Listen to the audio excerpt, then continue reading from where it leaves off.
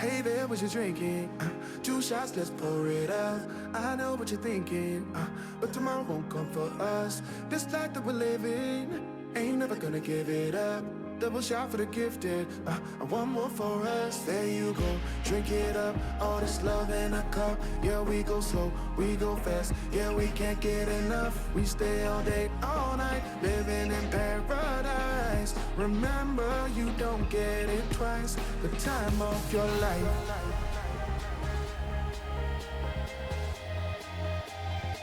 This is the time of your life. Remember, you don't get it twice. The time of your life.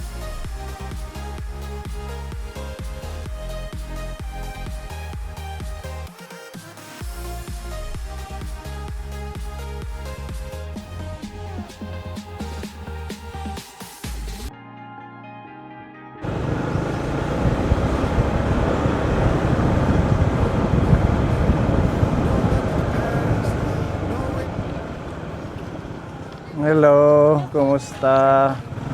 Saan kayo pupunta? Simba kayo? Bless mo na. God bless. Papunta kami sa inyo. God bless.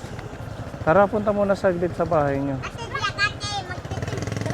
Kada, kausapin namin kayo. May dala kaming school supply. Ang ulam nila. Okay, let's go. Oo.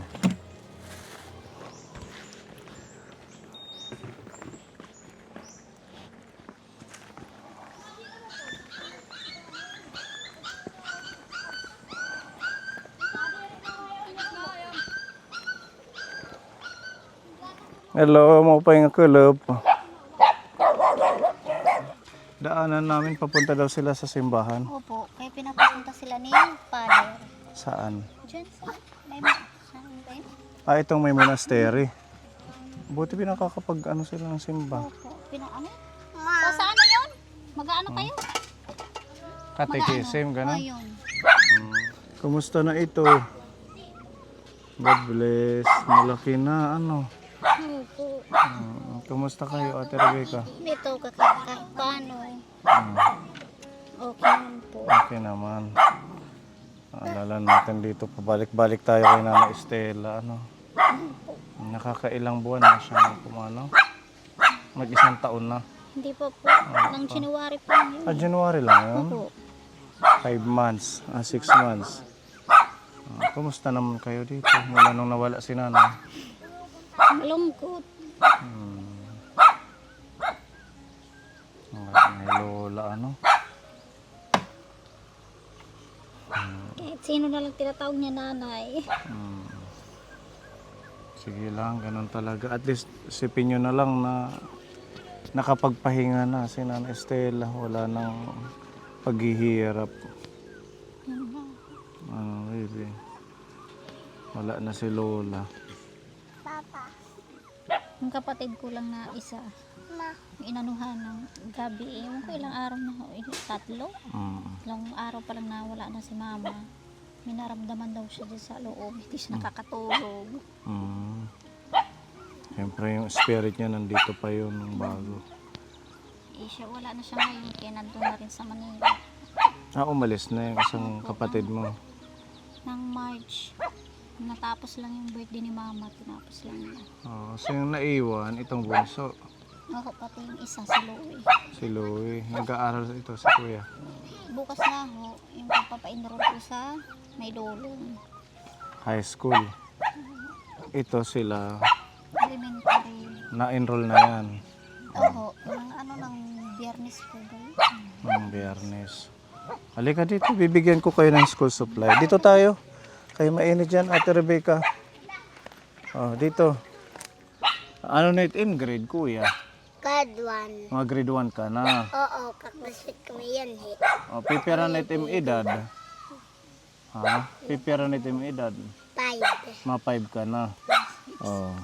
Mga 6 na siya. Tanim nga ran, nangalimot na ako. Jesse. Kuya JC. Para sa'yo. Bigay ni Tita M. Salamat. Welcome. Ikaw? Si Kuya? Grade 3. Grade 3. Oh. Ate yung ngaran? Si Jo.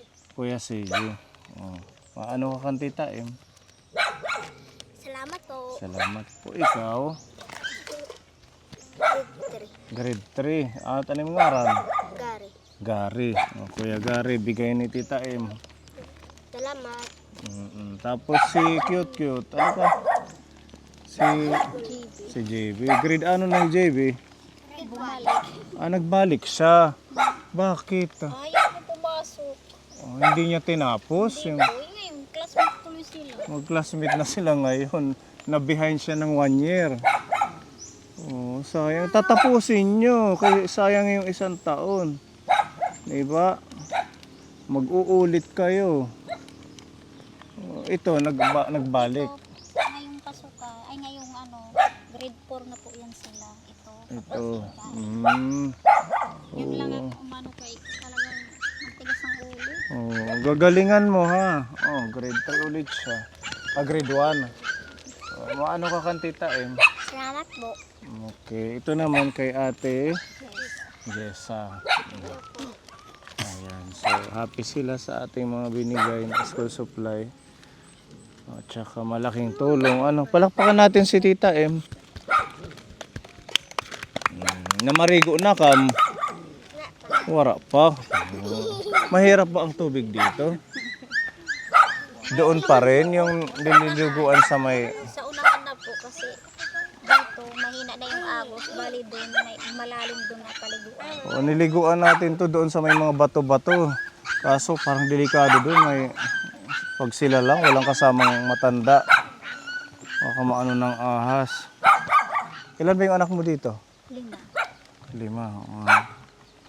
Ito, hindi mo anak to. Pamangkin siya. Anak to ng kapatid. Tapos, ito yung mga anak mo. Si Kuya Louie. Ano ka na nga? Si Eric.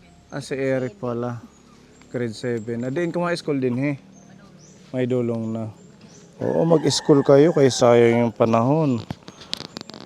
Ha? Bigyan mo na lang din si Kuya para magamit niya.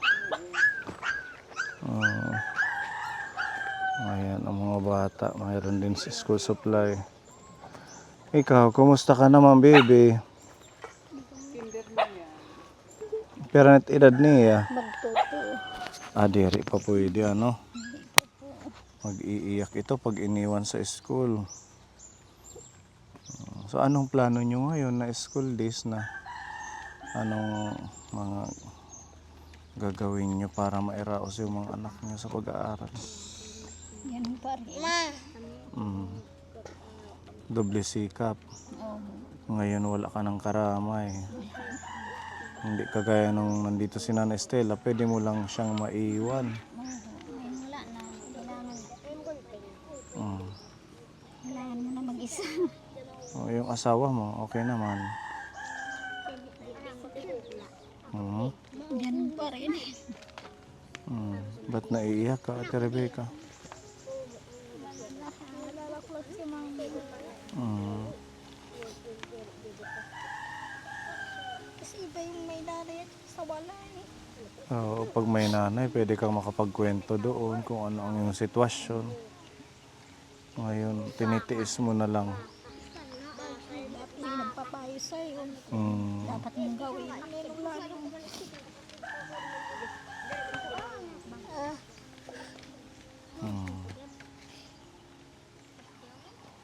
Kumusta yung pagkain ninyo? Paano nyo nairaraos?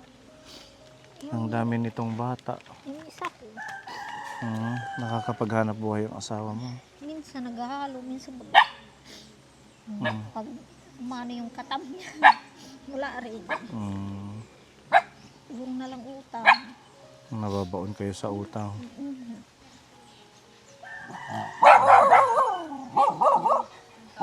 Magdalas ko sa dito, walang gamit yung mga anak ko. Hindi ba kayo kasali dun sa mga, ano ba yun, programang walang gutom? Walang gutom, kasali yung mama ko. Nasali si mama mo. Bali, ako yung nag-proproxy sa kanya. So ngayon, nawala na si mama mo. Continue. Nabibigyan pa rin kayo. May bigas yun, sako, 20 kilos. 25 kilo. 25, tapos, May mga gulay. oo. At least kasali kayo, nakakaano sa pagkain. Yun, hinahati ko. Ilang ano yun, ilang buwan, every month.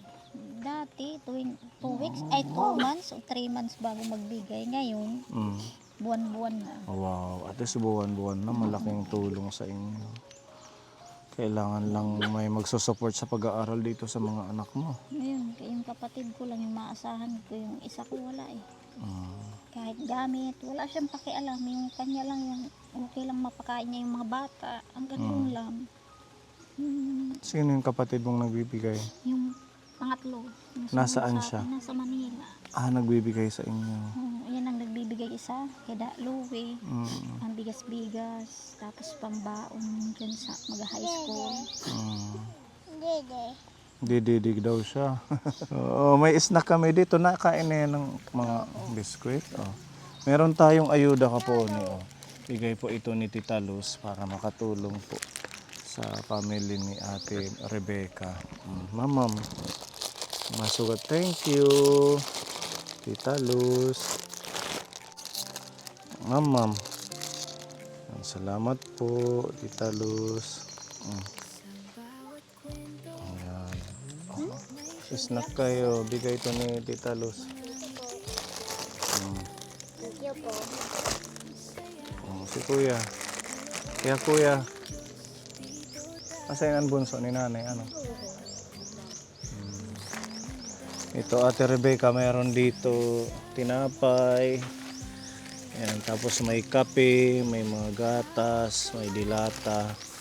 Tsaka ito may meatballs para isahog nyo sa sa ulam nyo. Meron dyan miswa. Nalagay na lang natin dito. Pagmamahal ni Tita Luz ito. Saan ba kayo? Dito? Wala. Ano na yan? Sa inyo na. Kasi dati dito si Nanay Estela. Ngayon, kayo na dito. Dalawa mong kapatid. Oo, mag-share na lang kayo dito. Para makaano sa kanilang pagkain. Udugo. Kawawa naman yung kanilang tirahan ka po.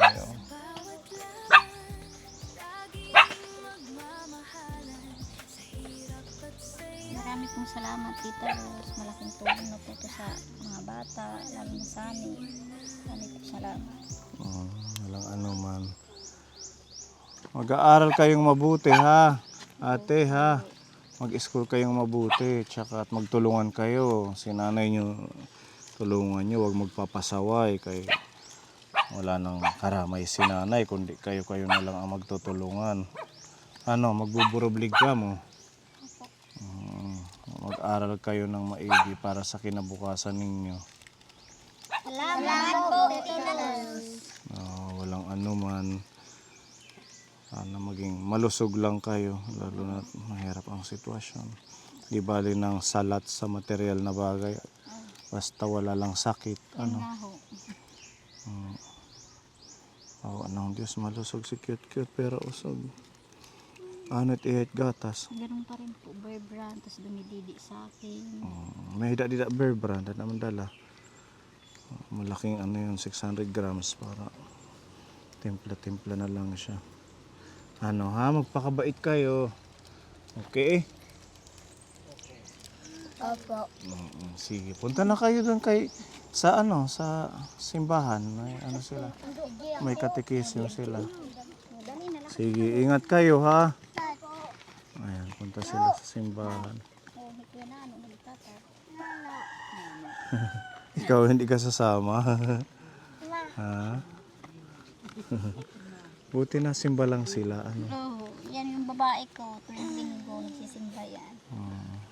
Maganda. At least napapalapit sila sa Diyos. Yan yung kanilang pinakalibangan dito. Kawawa naman yung bahay ninyo. Hindi pa ba kayo papaalisin? Hindi pa, wala pa naman po inaano yung may-ari nito. Kasi nung buhay pa si Nana Estela, sabi niya na Nagsabi pero ibebenta na daw itong lupa. nabenta na to. Nabenta na. Yung katiwala na yung naghahawak dito. Sabi niya, sige kuno ate, pwede pa naman kayo dito. Sasabi na lang kami pag gagamitin na to. So itong kapatid kong panganay, gumagawa na siya ng lilipatan dito sa Mm. hmm. Saan na naman kayo lilipat? Sila muna. Dito yung banda doon na may kalsada. Ayong papunta doon? Oo. Mm. Doon sila gumagawa ng bahay. Oo, kailangan mag-unti-unting mag-ipon kayo. Baka biglang gamitin, wala kayong kitirahan. Yung isa ko wala pang balak mag ano. Yung asawa mo, Oo, wala. Wala siyang balak. bakit? Ewan ko dyan. Wala siyang plano sa buhay. Nasaan ba siya? Nagtatrabaho. Sabi ko nga maglilipat rin tayo. Ay, pabayaan mo muna sila mauna. Wala man siyang, dito daw muna siya. Yan lang. Kailangan talagang magsikap kayong mag-asawa kayo. Marami kayong anak. 5 lahat, ano? Huwag mo nang dagdagan ito, ha? Huwag mong sundan si baby. Mahihirapan kayo.